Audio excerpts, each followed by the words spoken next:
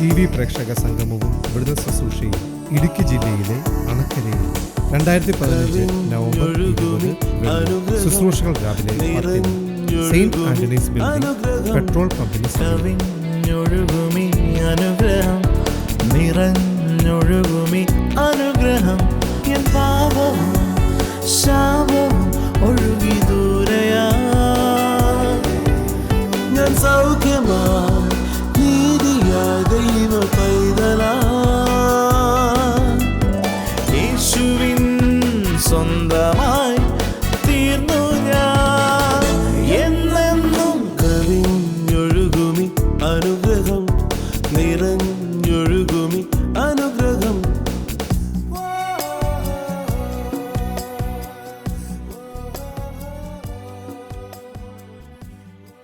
കവിഞ്ഞൊഴുന്ന അനുഗ്രഹത്തിലേക്ക് ഒരിക്കൽ കൂടെ സ്വാഗതം. ഇന്ന് കുടുംബങ്ങളോട് സംസാരിക്കുന്ന ഒരു എപ്പിസോഡാണിത്.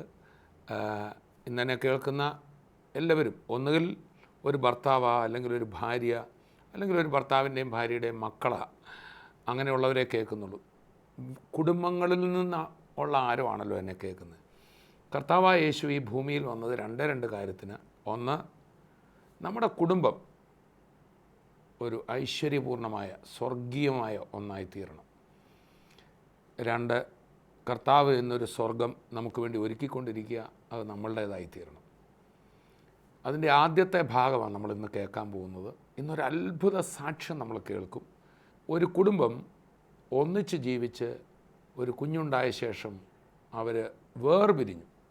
ഏറ്റവും രസകരമായ സംഭവം, അവരുടെ ഡിവോഴ്സിൻ്റെ ആ ലെറ്റർ കൈ കിട്ടുന്ന അന്ന് വീണ്ടും അവർ ഒന്നിച്ചു ചേർന്നു യേശു ക്രിസ്തുവിനാൽ. നിങ്ങളുടെ കുടുംബജീവിതം ഡിവോഴ്സായി പോയതായിരുന്നു. അതെ. എന്നാൽ യേശുവിലൂടെ വീണ്ടും നിങ്ങൾ ഒന്നായെന്നാണോ പറഞ്ഞത്? തീർച്ചയായും അതൊരു അത്ഭുത സാക്ഷ്യമാണ്. നമുക്കൊന്ന് കരമടിച്ച് കേൾക്കാം. എത്ര നാളായി പിരിഞ്ഞിട്ട്? എത്ര നാളായി ഒന്നായിട്ട്? 5 വർഷം ഞങ്ങൾ പിരിഞ്ഞ് താമസിച്ചു. ഇപ്പം 2 വർഷം കൊണ്ട് ഞങ്ങൾ ഒരുമിച്ച് താമസിക്കുകയാണ്.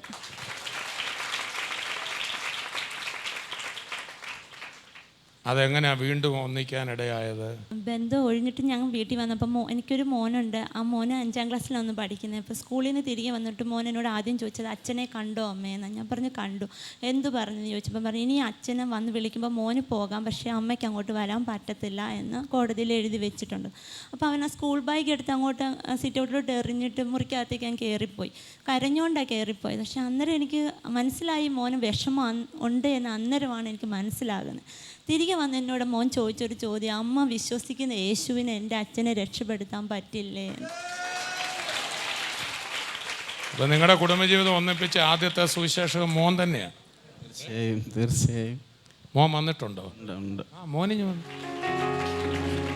ജീസസ്.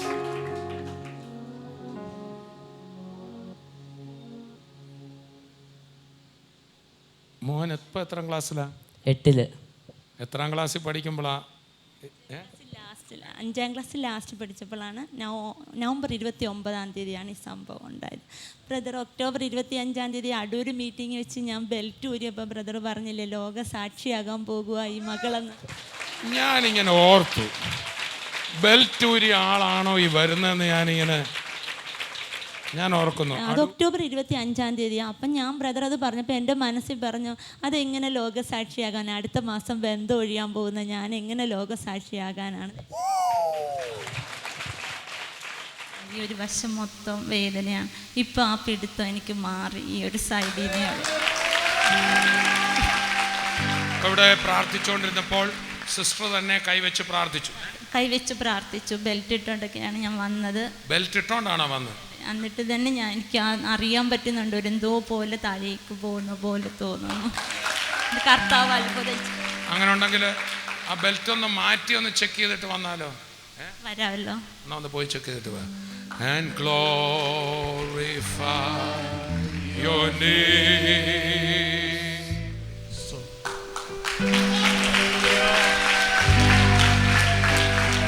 വലിയൊരു അത്ഭുതമാണ് എൻ്റെ ജീവിതത്തിൽ. ഇതെൻ്റെ ജീവിതത്തിൽ വലിയൊരു അത്ഭുതമാണ്. എല്ലാവരും പറഞ്ഞു ഞാൻ തളർന്നു കിടന്നു എന്ന്. എൻ്റെ വീട്ടുകാരും നാട്ടുകാരും എല്ലാം.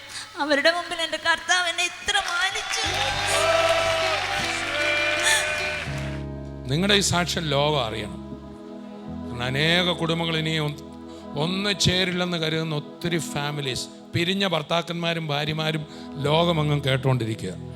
നിങ്ങളുടെ ഈ കുടുംബജീവിതം കാണുമ്പോൾ അവരിൽ ഒന്ന് യേശു പ്രവർത്തിക്കും. മോനത് ഓർക്കുന്നുണ്ടോ പറഞ്ഞത്? എന്തുവാ മോൻ പറഞ്ഞു? എന്തുവാ അമ്മ വിശ്വസിക്കുന്ന ഈ ദൈവം ഉണ്ടെങ്കിൽ അച്ഛനെ നേർവഴിക്ക് കൊണ്ടുപോകാൻ പറ്റുമെന്ന് എന്ന് മോൻ പറഞ്ഞു. അപ്പോൾ അഡ്വക്കേറ്റ് ബിനോയ് ബ്രദർ പത്തനാപുരത്ത് അദ്ദേഹം എന്നോട് പറഞ്ഞു, സഹോദരി ഉച്ചകുത്തി നിന്നാലും ഈ ബന്ധം ഒഴിയത്തില്ല, കർത്താവ് ഇത് ഒന്നിപ്പിക്കും നിങ്ങളെ. ഇത്രയും അഡ്വക്കേറ്റുമാരുണ്ട്, അതിലും കുഴഞ്ഞു. നമ്മുടെ പത്തനാപുരത്തെ ബിനോയ് ബ്രദർ അഡ്വക്കേറ്റിൻ്റെ കാര്യമാണ് പറഞ്ഞു. അദ്ദേഹം പറഞ്ഞു ഉച്ചകുത്തി നിന്നാലും, അത് ഉച്ചകുത്തി കോടതി നിൽക്കണമെന്നാണ് പറഞ്ഞത്, നിന്നാലും ഈ ബന്ധം ഒഴിയത്തില്ലെന്നൊരു പ്രവചനവും കൂടെ ദൈവദാസൻ പറഞ്ഞു. ഞാൻ ഒന്നിച്ചെന്നറിഞ്ഞപ്പോൾ അദ്ദേഹത്തിന് ഭയങ്കര സന്തോഷമായി. കാരണം ഡിസംബർ 11 ഞങ്ങളുടെ വിവാഹ വാർഷികമായിരുന്നു. അപ്പോൾ അന്ന് ആ കോടതി നീ ഒഴിഞ്ഞ പേപ്പർ തരുന്നത്. അപ്പോൾ അദ്ദേഹം എന്നോട് പറഞ്ഞു നിങ്ങൾ ഒന്നിച്ചിരുന്ന് അന്ന് ഭക്ഷണം കഴിക്കുമെന്ന്.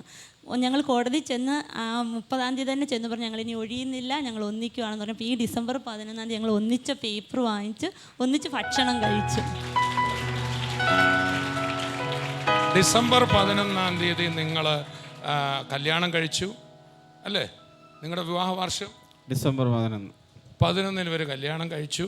ഡിസംബർ 11-ാം തീയതി ആയിരുന്നു ഒഴിയുന്ന പേപ്പർ കിട്ടേണ്ടത്. എന്നാൽ അന്ന് തന്നെ ഒഴിയുന്നില്ലെന്ന് കോടതി പറഞ്ഞ് ഒന്നിച്ച് ഭക്ഷണം കഴിച്ചു. പിന്നെ അന്ന് മുതൽ ഇന്ന് വരെ എന്നും ഒന്നിച്ച് ഭക്ഷണം കഴിച്ചുകൊണ്ടിരിക്കുക. അതെ അതെ അതെ. Praise the Lord. അങ്ങനെ അവർ ഒന്നിച്ച് ജീവിച്ചുകൊണ്ടിരിക്കുകയാണ്. Praise the Lord. അപ്പോൾ ഇപ്പോൾ സന്തോഷമായിട്ട്. ഇപ്പം എങ്ങനെയുണ്ട് മോനെ വീട്? സന്തോഷമാണ്. ഇപ്പം പപ്പായും മമ്മിയും കൂടെ എങ്ങനെയുണ്ട്? ഞങ്ങളുടെ മുമ്പിൽ ഇങ്ങനെ സാക്ഷ്യം പറയാൻ വന്നേ ഉള്ളോ? അല്ല, വീട്ടിലും സ്വർഗമാണ്. ഇവരിൽ യേശു വന്നതായിട്ട് വല്ല മോന് തോന്നുന്നുണ്ടോ, അതോ അഭിനയമാണോ? ഉണ്ട്, തോന്നുന്നുണ്ട്. അഭിനയമാണെന്ന് തോന്നുന്നോ? യേശു വന്നായിട്ട് യേശു നന്നായിട്ട് തോന്നുന്നുണ്ട്. യേശു നന്നായിട്ട് തോന്നുന്നു. അതിൻ്റെ എന്തോ മാറ്റാ പപ്പായിലുള്ള മമ്മായിലുള്ള? രണ്ടുപേർക്കും ഭയങ്കര സ്നേഹമാണ് ഇപ്പം. എന്തൊരു സാക്ഷ്യമാണ് നമ്മളീ കേട്ടത്. ആ കുഞ്ഞ് പറഞ്ഞൊരു വാക്ക് ശ്രദ്ധിച്ചില്ലേ? ഞങ്ങളുടെ വീട് സ്വർഗമായി. പ്രിയപ്പെട്ടവരെ, ഇതാ ദൈവരാജ്യം. യേശു ഈ ഭൂമിയിൽ വന്നത് മതം സ്ഥാപിക്കാനല്ല. കുടുംബങ്ങളിൽ, വ്യക്തികളിൽ, ഹൃദയങ്ങളിൽ ക്രിസ്തു ഭരിക്കുമ്പോൾ ഒന്ന് ക്ഷമിക്കാൻ പറ്റും, സഹിക്കാൻ പറ്റും. പിരിഞ്ഞു പോയ ആളെ വീണ്ടും സ്വീകരിക്കുന്ന സ്ഥിതിയിലേക്ക് വരാൻ പറ്റും. ഇതാ ദൈവരാജ്യം. കർത്താവ് ആഗ്രഹിക്കുന്ന കുറേ പേരോടെ ഒരു ക്രൈസ്തവ ഒരു വേഷം കെട്ടാനല്ല, കുറച്ച് പേരുടെ ക്രിസ്തു മതത്തിൻ്റെ ഭാഗമാകാനല്ല, കുറച്ച് ഭവനങ്ങളിലൂടെ എല്ലാവരുടെയും ഹൃദയങ്ങളിലൂടെ കർത്താവ് ചെല്ലുവാനാണ്. യേശു വന്ന ഒരു വീട് സ്വർഗമായി തീരും. ഒരു പുതിയ നിയമ അല്ലെങ്കിൽ ക്രിസ്തുവിലുള്ളൊരു കുടുംബം സ്വർഗമാകുമ്പോൾ ക്രിസ്തു ഉള്ള ഒരു ഭാര്യ എങ്ങനെ ആകേണ്ടത്, ഭർത്താവ് എങ്ങനെ ആകേണ്ടത്, അത് സംബന്ധിച്ച് എഫേസ് ലേഖനത്തിൽ പൗലൂസ് ശ്ലീഹ സവിസ്തരം പറഞ്ഞിട്ടുണ്ട്. എഫേസ് ലേഖനം 5-ാം അധ്യായത്തിൽ. അന്ന് ആ വേദഭാഗത്ത് നിന്ന് തുമ്പമണ്ണിൽ ഞാൻ ശുശ്രൂഷിച്ചത്, ആ വാക്യം വായിച്ചതും ആദ്യം പിരിഞ്ഞ് ക്രിസ്തുവിൽ ഒന്നായി തീർന്ന ദമ്പതികൾ തന്നെയായിരുന്നു. നമുക്ക് എഫേസ് ലേഖനത്തിൻ്റെ അവർ വായിച്ച ആ ഭാഗം ഒന്ന് കേൾക്കാം. എഫേസ് ലേഖനം 5:22 മുതലുള്ള ഭാഗങ്ങളാണ് നമ്മൾ വായിക്കുന്നത്. അതിൽ 22 മുതൽ വായിക്കുമ്പോൾ ആദ്യം ഭാര്യമാരെ എന്നുള്ള ഭാഗമാണ്, പിന്നെ ഭർത്താക്കന്മാരെ എന്നുള്ള ഭാഗമാണ്. ഭാര്യമാരെ കർത്താവിനെന്ന പോലെ സ്വന്തം ഭർത്താക്കന്മാർക്കും കീഴടങ്ങുവിൻ. ക്രിസ്തു ശരീരത്തിൻ്റെ രക്ഷിതാവായി സഭയ്ക്കും തലയാകുന്നത് പോലെ ഭർത്താവ് ഭാര്യയ്ക്ക് തലയാകുന്നു. എന്നാൽ സഭ ക്രിസ്തുവിന് കീഴടങ്ങിയിരിക്കുന്നത് പോലെ ഭാര്യമാരും ഭർത്താക്കന്മാർക്ക് സകലത്തിനും കീഴടങ്ങിയിരിക്കണം. ഭർത്താക്കന്മാരെ, ക്രിസ്തുവും സഭയെ സ്നേഹിച്ചതുപോലെ നിങ്ങളുടെ ഭാര്യമാരെ സ്നേഹിപ്പിൻ.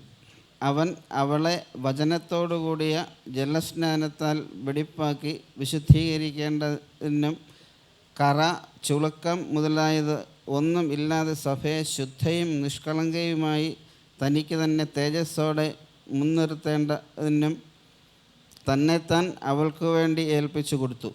ശ്രദ്ധിക്കുക, ഇവിടെ ഈ വേദഭാഗത്ത് ക്രിസ്തുവുള്ള ഒരു കുടുംബം അതെങ്ങനെയാണ് കെട്ടുപണി ചെയ്യപ്പെടുന്നത്? ദൈവസ്നേഹത്തിലാണ്. നമ്മൾ പലപ്പോഴും വിവാഹബന്ധത്തെക്കുറിച്ച് പറയുമ്പോൾ വിവാഹബന്ധം ഒരു കോൺട്രാക്റ്റാ എന്ന് പറഞ്ഞ് കേൾക്കാറുണ്ട്. കോൺട്രാക്റ്റ് എന്ന് പറഞ്ഞാൽ രണ്ട് പേര് തമ്മിൽ വ്യവസ്ഥകളുടെ മേലെടുക്കുന്ന ഒരു തീരുമാനമാണ്. ഇപ്പോൾ ഒരു കെട്ടിടം പണിയാൻ കൊടുക്കുകയാണെങ്കിൽ ഇത്ര സിമൻറ്റും കമ്പിയും ഒക്കെ ഇട്ട് ഇത്ര സമയത്തിനകം പണിത് തന്നാൽ ഇത്ര രൂപ തരാം. അവിടെ കോൺട്രാക്റ്റ് ഉള്ളിടത്ത് സ്നേഹമൊന്നുമില്ല. കോൺട്രാക്റ്റിൻ്റെ വ്യവസ്ഥകളുണ്ട്. ആ വ്യവസ്ഥ ലംഘിക്കപ്പെട്ടാൽ കോൺട്രാക്റ്റ് അവിടെ പൊളിഞ്ഞു. പഴയ നിയമത്തിൽ യഹോവയാം ദൈവവും മനുഷ്യനുമായിട്ടുള്ള ബന്ധവും പഴയ ഉടമ്പടി തികവില്ലാത്ത മനുഷ്യൻ, തെറ്റിപ്പോകുന്ന മനുഷ്യൻ ദൈവത്തോട് ചെയ്ത ഉടമ്പടിയാണ്. ഈ ന്യായപ്രമാണമെല്ലാം ഞങ്ങൾ അനുസരിച്ചോളാമെന്ന് പറഞ്ഞു. പക്ഷെ അവർക്ക് അനുസരിക്കാൻ പറ്റിയില്ല. അതുകൊണ്ട് ആ പഴയ നിയമം പൊളിഞ്ഞുപോയി. എന്നാൽ പുതിയ ഉടമ്പടിയിൽ നമ്മൾ കാണുന്നത് എന്താണെന്ന് ചോദിച്ചാൽ, തെറ്റിപ്പോകാത്ത പിതാവാം ദൈവം തെറ്റിപ്പോകാത്ത പുത്രനുമായിട്ടാണ് ഉടമ്പടി ചെയ്ത്. മനുഷ്യൻ്റെ പ്രതിനിധിയായി ദൈവപുത്രനാണ്, തെറ്റിപ്പോകാത്തവനാണ് നിൽക്കുന്നത്. ഇത് എൻ്റെ രക്തത്തിൽ പുതിയ ഉടമ്പടിയാണ്.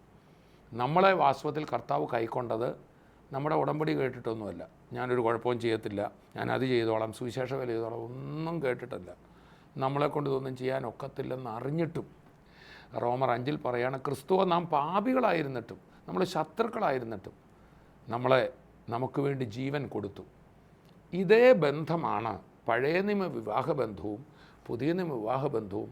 ഈ ഉടമ്പടികൾ പോലെ തന്നെയാണ്. യേശുക്രിസ്തുവിൻ്റെ അടുക്കൽ പരീശന്മാർ വന്ന് ചോദിക്കുന്നുണ്ട്, മത്തായി 19:3-6 വരെ, ഏത് കാരണം ചൊല്ലിയും ഭാര്യ ഉപേക്ഷിക്കാമോ? അത് ചോദിക്കാനൊരു കാരണമുണ്ട്. ചെറിയ കാര്യത്തിന് വരെ ഭാര്യ ഉപേക്ഷിക്കാമെന്ന് പരീശന്മാരിൽ ഒരു കൂട്ടം പറഞ്ഞിരുന്നു. എന്ന് പറഞ്ഞാൽ കറിക്ക് ഉപ്പ് കുറവാണേലും എനിക്കിഷ്ടപ്പെട്ടില്ല. എന്ത് വീക്കാ ബന്ധം. പുരുഷൻ്റെ ഒരു ഉപകരണമായി മാത്രം, അവൻ്റെ സുഖങ്ങൾക്കും അവൻ്റെ താല്പര്യങ്ങൾക്കും വേണ്ടി നിൽക്കുന്ന ഒരു യന്ത്രമായി മാത്രം സ്ത്രീയെ കാണുന്ന ഒരു ചിന്താഗതി പരീശന്മാരുടെ ഒരു കൂട്ടത്തിലുണ്ടായിരുന്നു. അവൾക്കൊരു വിലയും നൽകിയില്ല.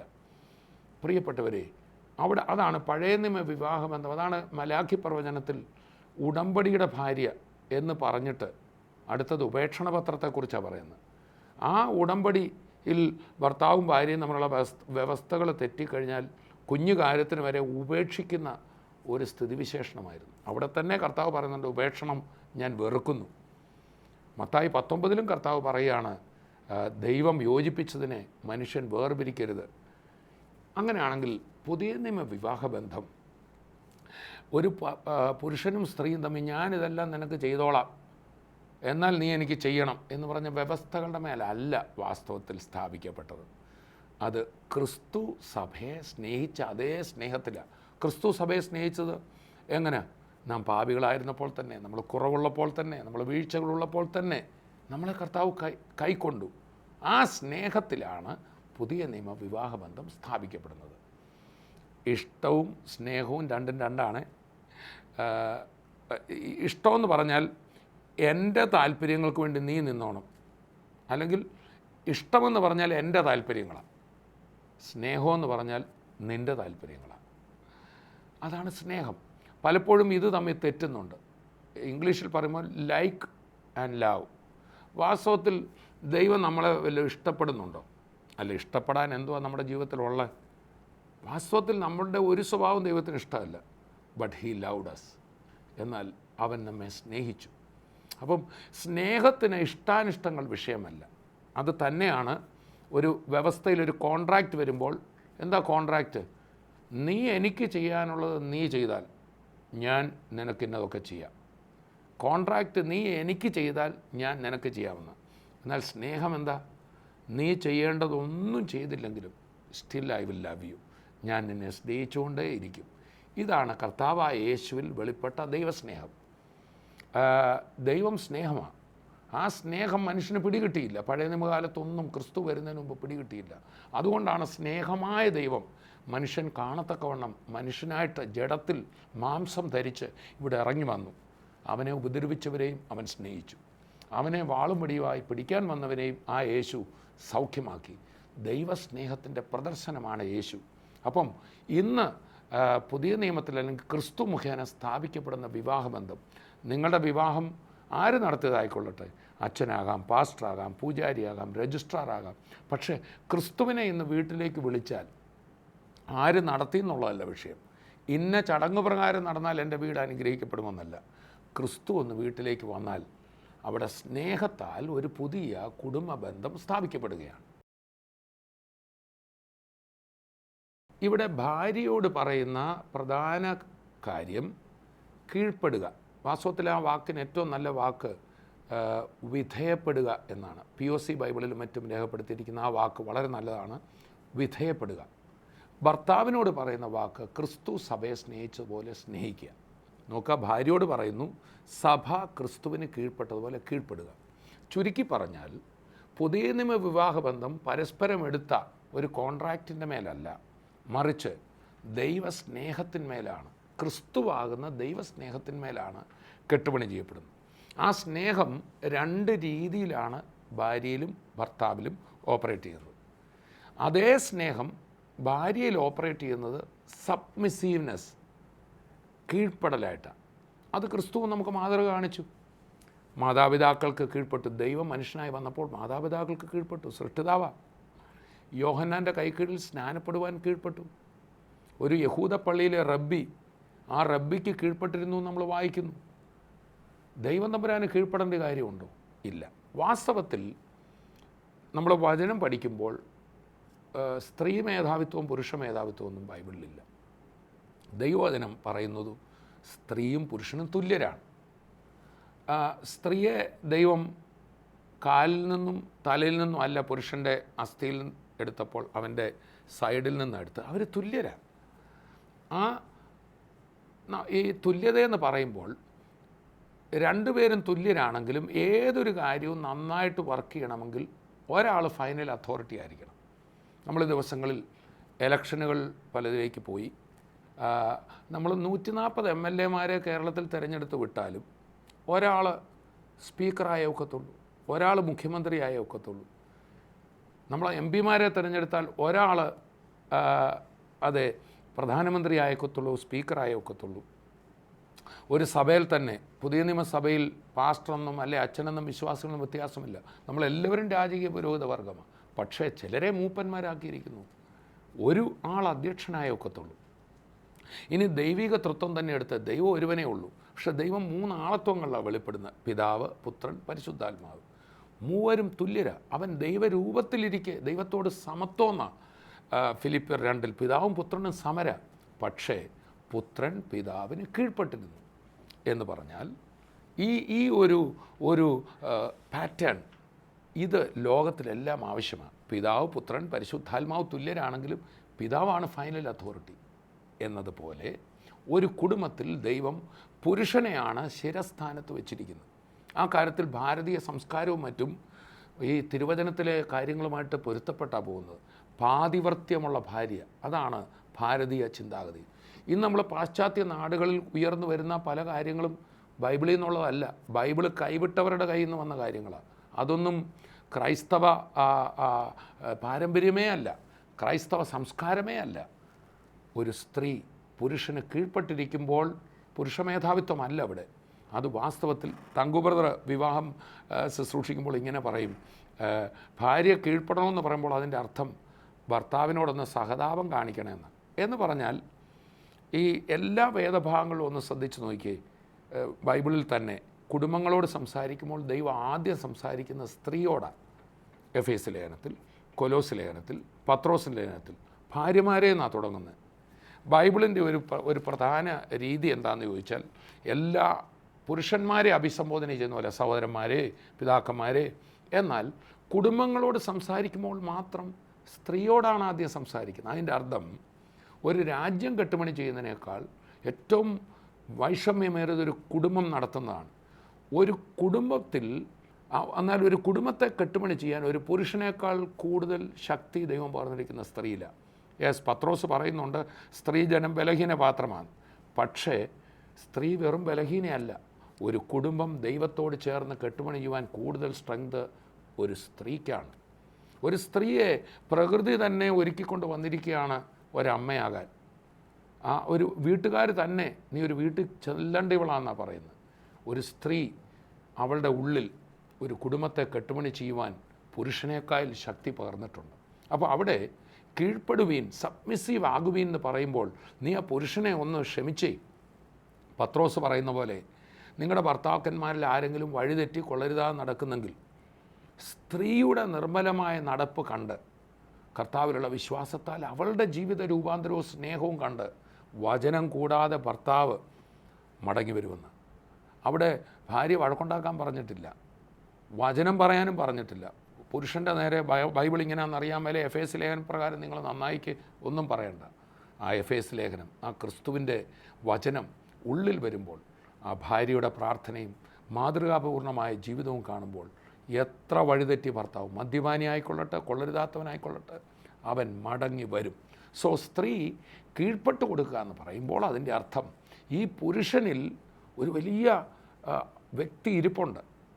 എൻ്റെ ജീവിതം ഓരോ ശുശ്രൂഷകളോടും ചോദിച്ചാൽ, എൻ്റെ കാര്യം പറഞ്ഞാൽ, ഇന്ന് ഞാൻ ശുശ്രൂഷയിൽ മുമ്പിൽ നിൽക്കുന്നത് എൻ്റെ ജീവിത പങ്കാളി നീന. എൻ്റെ ജീവിതത്തിലെ കുറവുകൾ, എൻ്റെ പ്രസംഗമൊക്കെ എല്ലാവരും അഭിനന്ദിക്കും, എന്നാൽ ഇന്നത് പറയണ്ടായിരുന്നു കേട്ടോ എന്ന് പറയുന്ന ഒരാളേ ഉള്ളൂ, അതെൻ്റെ ജീവിത പങ്കാളിയാണ്, എൻ്റെ ഭാര്യ. ആയതുപോലെ നമ്മുടെ ജീവിതത്തിലെ ഏറ്റവും വലിയ അനുഗ്രഹം ഒരു ജീവിത പങ്കാളിയാണ്.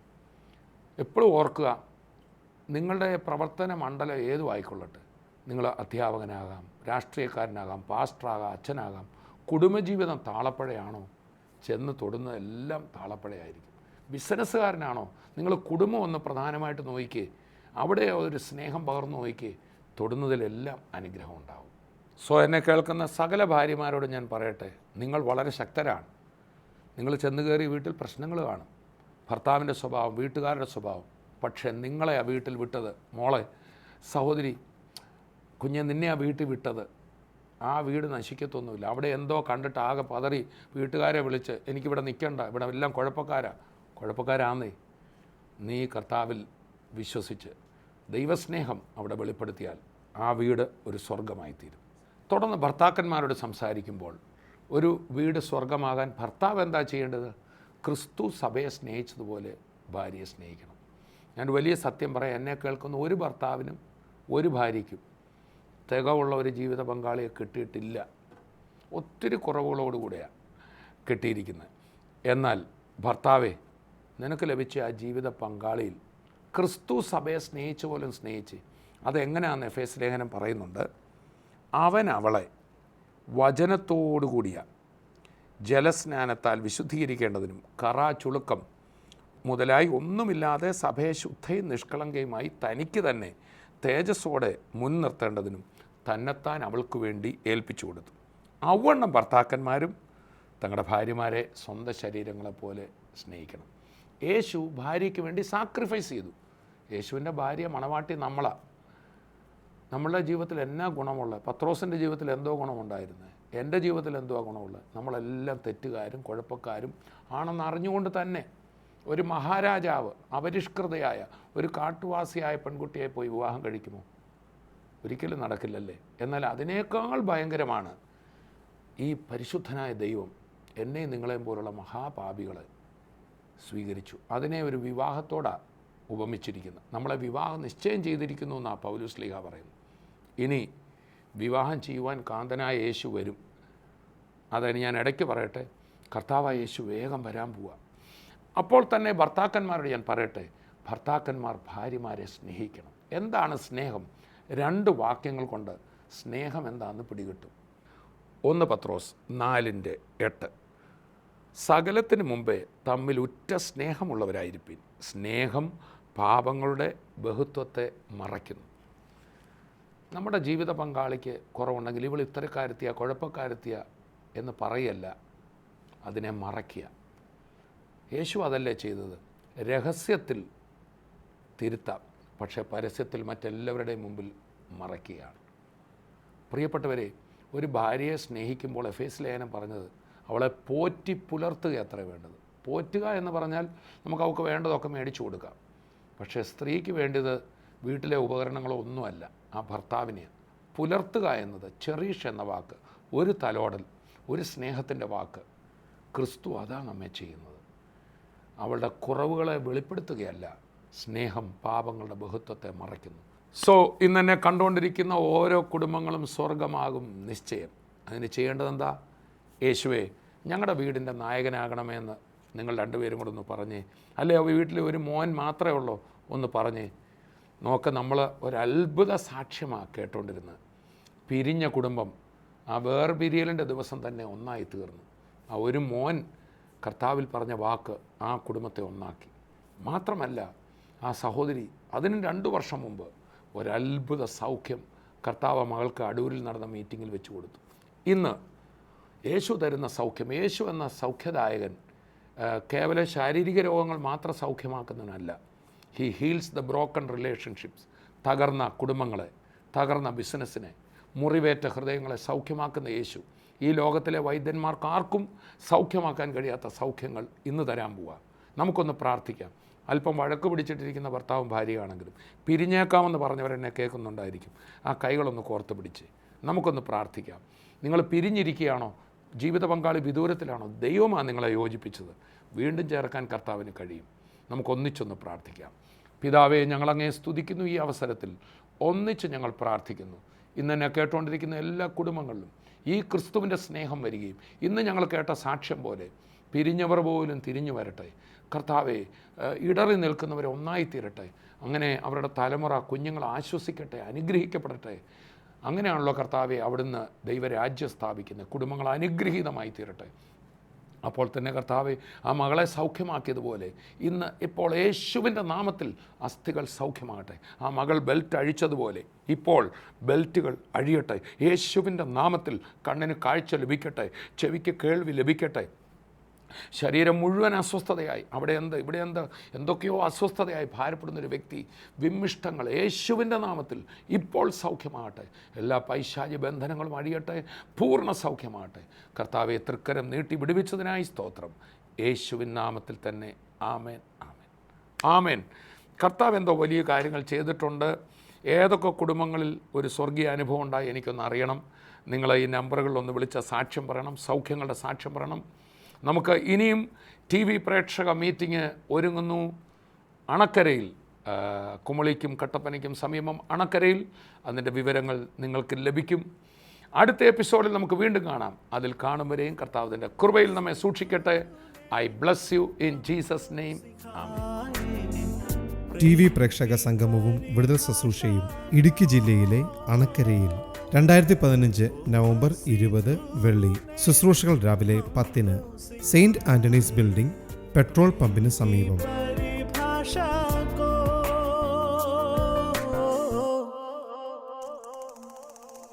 प्रेम का सागर है तू, चांदी का राजकुमार है तू, चरणों में